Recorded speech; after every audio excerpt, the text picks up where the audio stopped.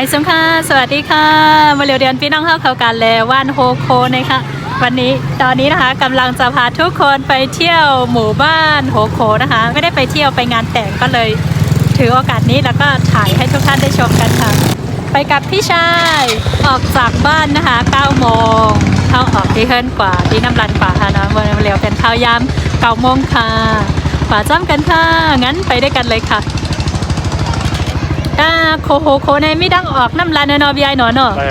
ไม่ดังออกน้ำรันคืออยู่ทางภาคตะวันออกของน้ำรันนะคะก็จากตรงนี้มองไปนะคะจะเห็นภูเขาเมืองเคอด้วยลูกดีในต้อยกว่าค่ะเราได้หันลอยเมืองเคอแหก็ได้อยู่ซ้ำๆเมืองเคอไหนคะสั่งได้พี่น้องเขาโค้งขาจ้ำพี่ไอจะนั่งมอเตอร์ไซค์ไปค่ะเดี๋ยวใส่แก่กว่าค่ะอากาศก็หนาวจะนั่งมอไซค์ทั้งทีก็ต้องปิดให้มิดหน่อยค่ะกัดว่ากัดเนาะยันว่าเป็นข้าวกัดไปกันหลายคนเลยทุกคนกว่าจ้ำกันนำค่ะเนาะแต่ว่าจะไปแบบมอเตอร์ไซค์เขาบอกว่าทางระหว่างไปนะคะคือฝุ่นจะเยอะมากค่ะทางนี้จะเป็นอีกมุมหนึ่งของน้ำรันนะคะที่ได้ก็เดินยางขายน้ำรันได้นำเอาน้ำก็กันนั่นเองจะไปทางหน้าหลอนนะคะคือทางนี้โมยังไม่เคยมาเลยค่ะร้อนกว่าตั้งหน้าหลอนนี่ค่ะตั้งในแต่ยามาเสียบอกค่ะเส้นทางที่ไปนะคะทุกคนตอนนี้จะเป็นเส้นทางดินค่ะมาเรียวเส้นทางก็เป็นเส้นทางลิ้นด้วยค่ะเหมือนเส้นทางหน้าอันนี้ว่าใครเขียนเลยหน้าเนาะพี่ชายบอกว่ามีไปเส้นทางได้ไปได้หลายเส้นทางนะคะแต่ว่าอีกเส้นทางหนึ่งโมเคยไปแล้วค่ะเส้นทางนี้คือยังไม่เคยไปค่ะปีนี้นะคะทุกคนผ่านมาปลูกอ้อยหลังจากปลูกข้าวโพดนะคะ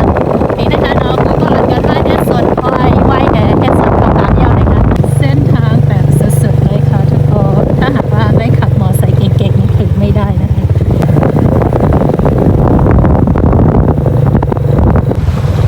หนาวแล้วก็ผสมกับอากาศแสงแดดอุ่นๆกำลังดีเลยค่ะ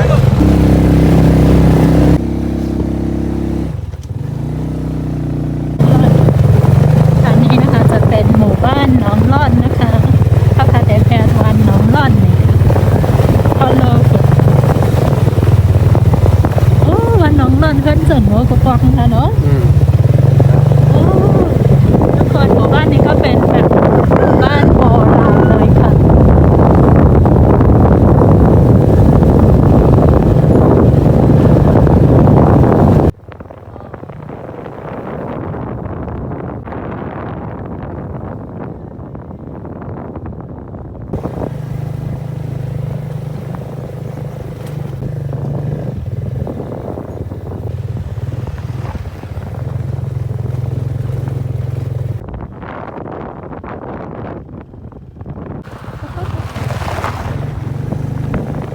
ตอนนี้ก็ใกล้ถึงหมู่บ้านโฮโคแล้วค่ะเมื่อเร็วก็จนถึงวันโฮโคแล้วค่ะแล้วที่ได้ต้อยกว่าค่ะแล้วกันอันเข้าหันได้เป็นเกี้ยวค่ะพี่ไอ้หนอยกโอ้ที่เรามองเห็นตรงนี้นะคะก็คือจะเป็นวัดของวันโฮโคนะคะภูเขานี้ที่โมว่าคือมองจากน้ำมันมาจะมองเห็นภูเขาแข็งค่ะ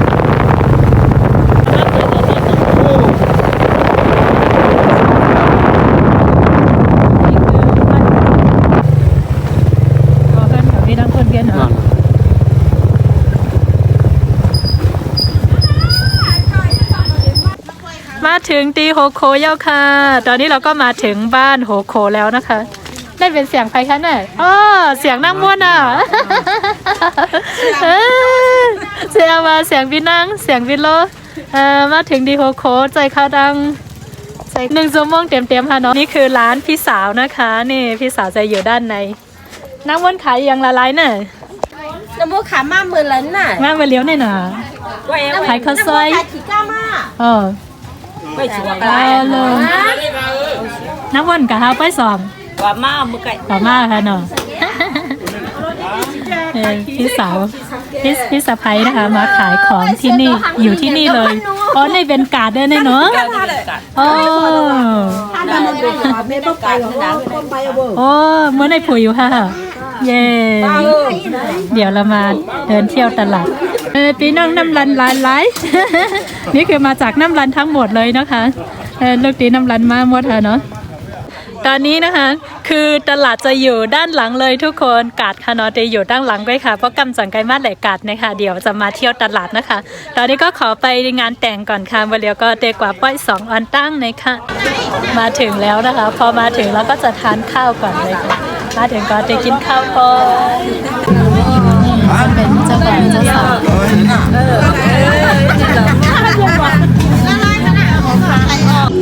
มาเร็วก็กินข้าวยอกค่ะว่าแห่กินข้าวยอกก็เตวันพี่น้องเขาแหลกกาดโคโคนะคะเนาะหลังจากทานข้าวเสร็จนะคะจะพาพี่น้องทุกคนไปมาเที่ยวตลาดโคโคนะคะตลาดโคโคแต่ว่าเขาเริ่มเก็บกันแล้วเขาซิมกันเนาะค่ะเนาะปะปอยจริงตลาดเขาเริ่มเก็บกันแล้วค่ะไม่ค่อยมีอะไรแล้วนะคะนี่ก็จะเป็นตลาดโฮโคนะคะนี่ก็จะเป็นกาดโฮโคนะคะเขาเก็บตลาดกันหมดแล้วนะคะทุกคน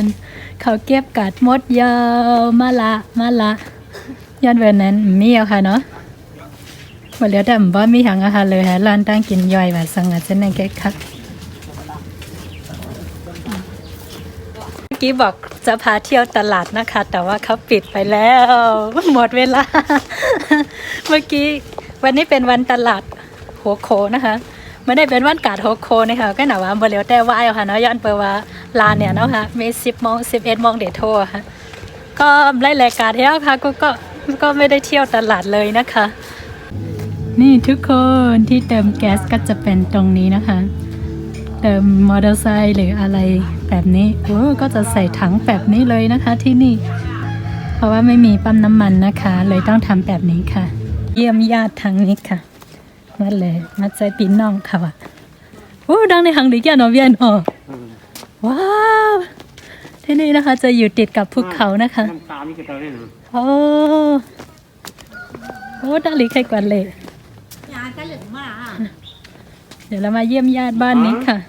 บอกนอกหนึ่ง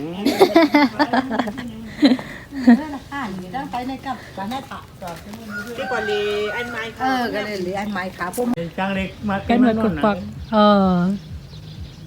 นี่บ้านนะคะก็จะเป็นแบบบ้านสมัยเก่าก็คือจะเป็นบ้านไม้ทั้งหมดเลยค่ะไม่หังคาเบียยืน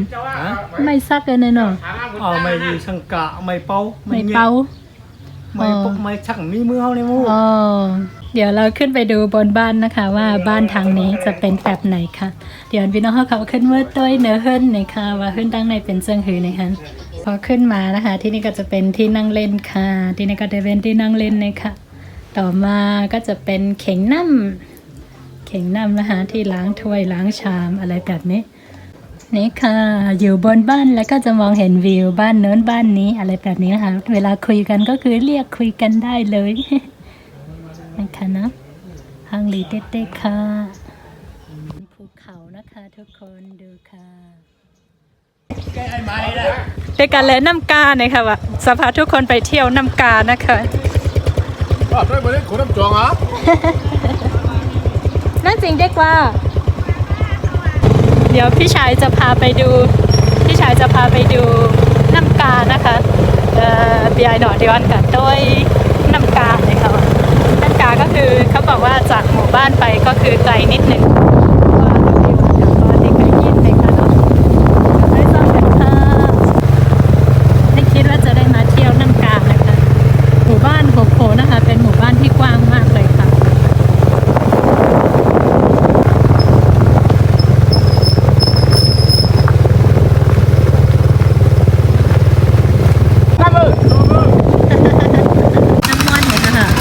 นางมูลเขาไหนเป็นที่เป็นทีมนี้เป็นนายกับที่ตลาดเขานางมูลเขาโหแข็งแก่เนาะคือน้ำกานะคะเราจะไปบนสะพานเดี๋ยวจะพาไปดูน้ำสองก่อนนะคะนี่คือสะพานน้ำกาตอนนี้ก็ไปน้ำสอง ไปกัน3 ท่านผู้หญิงมีแค่โมคนเดียว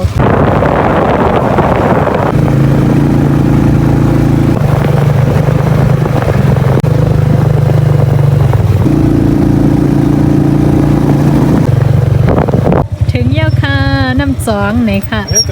ถึงแล้วนะคะน้ำสองนะคะ นี่สะพานที่กำลังเดี๋ยวเขาจะมาสร้างสะพานให้นะคะ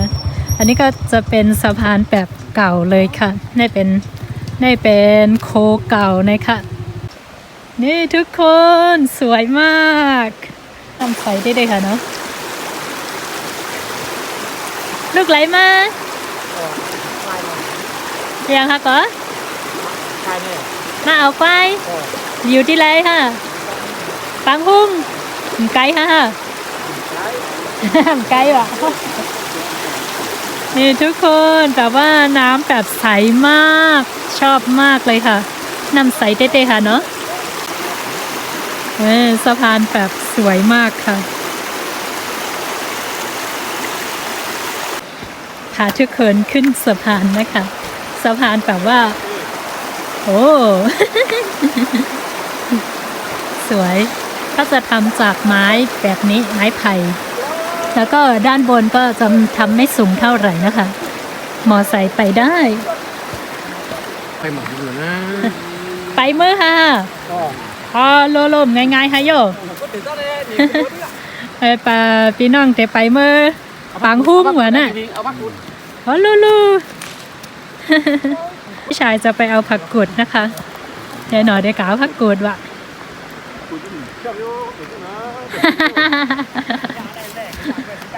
มีà bây giờ mi vô hả bán vô phải cụt chứ này làm cho mi tẹt thế không ạ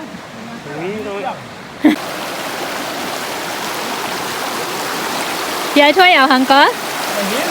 ảo hàng hả mày hiến lập phá kia nữa ôi lập phá hả đó để nằm trong cáiมันมีทางเรียกครับยังเรียกน้ำมือดับผ่าเลยแค่นี้หรอโอ้ยเนาะว่าน้ำจองแล้วน้ำสองทั้งเหนือเลยค่ะเดี๋ยวจะพาทุกคนไปดูด้านบนนี้นะคะเขาบอกว่าสวยมากที่นี่โอ้มีพายแบบเขาเต็งพายไว้แบบธรรมชาติมากๆเลยทุกคนตอนแรกไม่คิดว่าจะได้มาน้ำจองนะคะเดี๋ยวให้พี่ชายหาผักกุดไปก่อนเดี๋ยวเราไปดูน้ำนะคะให้พี่หนอหาผักกาดผักกุดถ้าเด็กกัดด้วยน้ำดังเหนือนะคะว้าวคิดถึงนางมากเลยน้ำอันนี้ดื่มได้เดี๋ยวเราจะดื่มน้ำค่ะทุกคนเขาบอกน้ำจากในป่าทางนี้ดื่มได้นะคะ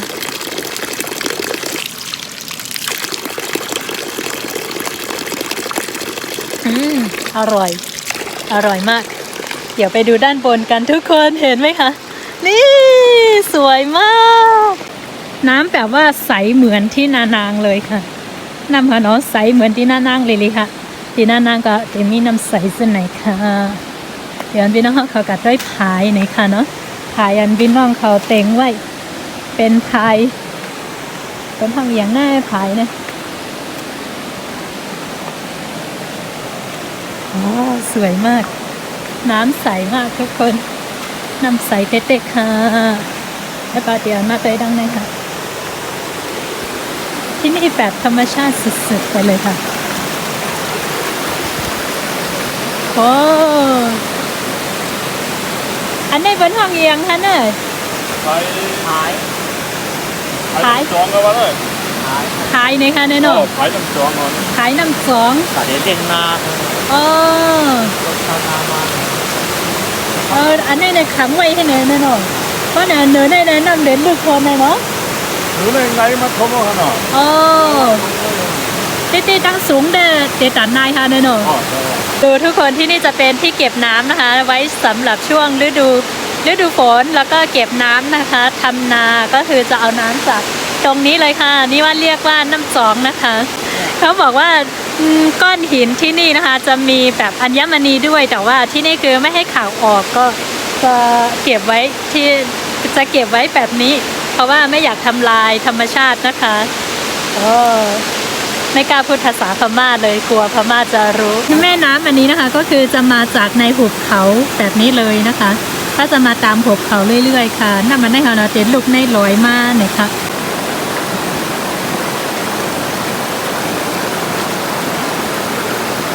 เห็นไหมคะทุกคนน้ำแต่ว่าใสมากๆเลยค่ะแค่ถ้วยค่ะนะคะหมายถึง อะไรอะค่ะหมายถึง แล้วอ่ะก็ ตื่นเต้นมากทุกครั้งที่ได้มาแบบว่าออกนอกน้ำลันหรือมาเที่ยวอะไรแบบนี้คือรู้สึกตื่นเต้นทุกครั้งเลย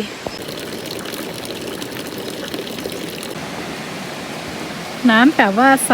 มากๆเลยค่ะน้ำค่ะเนาะใสเต้ๆค่ะหันจะไหนวันไรก็ใสถึงหน้านาง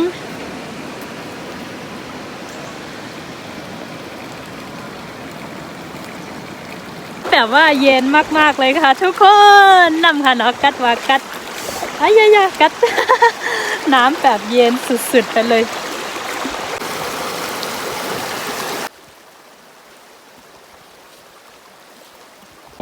เฮ้มาเรียกก็แหลน้ำจองอ่ะเดี๋ยวเมื่อแวะน้ำกาหน่อยค่ะตอนนี้ก็เที่ยวน้ำจองแล้วนะคะจะไปแวะน้ำกานะคะแต่เส้นทางแบบสุดยอดเลยนี่คือสะพานที่จะไปในหมู่บ้านเห็นไหมคะหมู่บ้านก็จะอยู่ตรงนี้เองทุกคนหมู่บ้านที่เราผ่านมาเมื่อกี้นะคะเป็นวันหกโคนะคะและทางนี้ก็จะเป็นน้ำกาค่ะทุกคนด้านในก็จะเป็นน้ำกาหน่อยค่ะทางลีเต้ๆค่ะแต่ว่าอยู่บนคูอยู่บนสะพานแล้วก็มองลงไปนะคะบางที่ก็จะลึกหน่อยบางที่ก็จะไม่ลึกเท่าไหร่ค่ะน้ำกาคือเป็นน้ำที่สวยมากแล้วก็จะมีหอยปูปลาอะไรแบบนี้แต่ว่าเราจะไม่ทำอะไรเรามาถ่ายให้ทุกท่านได้ชมเท่านั้นเองค่ะสวยจริงๆป้าเบิร์นมาอาบน้ำประเดี๋ยวมาอาบจ้ำเจนเองเลยเนาะเจโนโอ้สวยมากทุกคนแบบว่าลึกมากเลยดีเลยโอ้ว้าวโอ้ทุกคนสวยมากและอีกอย่างน้ำก็ลึกมากเลยค่ะทางลีเต้ค่ะเนาะเย้าก็น้ำก็ลึกเต้ๆค่ะอันนี้ห้องหวานน้ำกาเนี่ยค่ะอยู่ที่โฮโคเมืองเคอดังไผ่ออกน้ำลันเลยค่ะนี่เรียกว่าน้ำกานะคะก็จะอยู่ทางหัวโขเมืองเคอโฮโคเมืองเคอนะคะและจะอยู่ทางนี่สวยมาก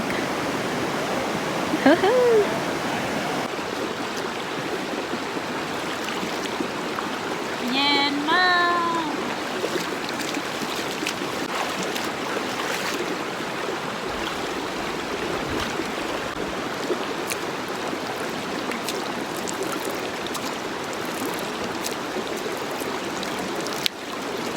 เป็นน้ำที่ลึกมากเลยทุกคนแต่ว่าด้านในนี่คือเขียวมากจริงๆว่ายน้ำเป็นถ้ามาเจอแบบนี้แล้วไม่กล้าลงนะคะเพราะว่าเป็นน้ำที่เราไม่คุ้นเคยถ้าหากว่าที่นี่นะคะเวลาจะเล่นน้ำหรืออะไรคือต้องดื่มน้ำเป็น3 ครั้งเป็นพิธีนะคะถ้าหากไปเล่นน้ำที่ไหนก็ช่างถ้าเราไม่เคยไปนะคะเราก็จะดื่มเป็น3 ครั้งแล้วถึงจะเล่นน้ำนั่นเองค่ะ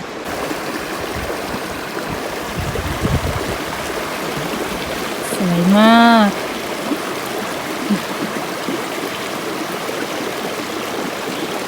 นะคะ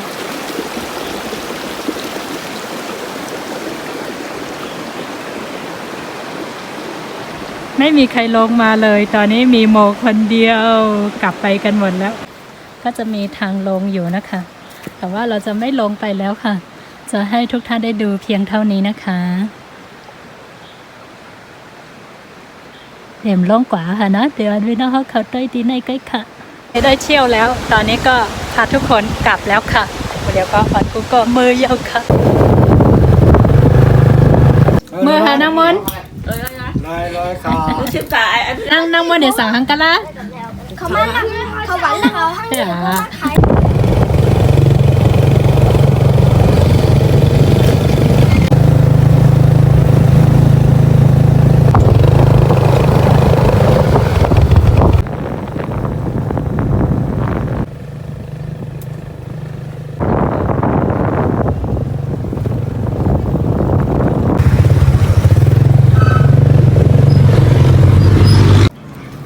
ส้มค่ะพี่ไอหนอดีออนกว่าเลย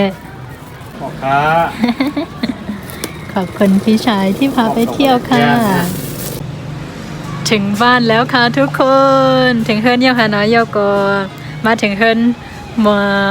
1:30มาถึงบ้านนะคะ เป็นเวลา14:30นะคะ ตอนนี้ก็ไปทำงานต่อแล้วค่ะแล้วก็การเหตุการณ์ขึ้นเยอะค่ะงั้นคลิปนี้ก็ต้องขอบคุณพี่ชายนะคะที่พาไปเที่ยวค่ะคลิปหน้าเจอกันใหม่นะคะจังไกลทบกันใหม่ในวิดีโอหน้าค่ะไม่ซุ้มค่ะสวัสดีค่ะ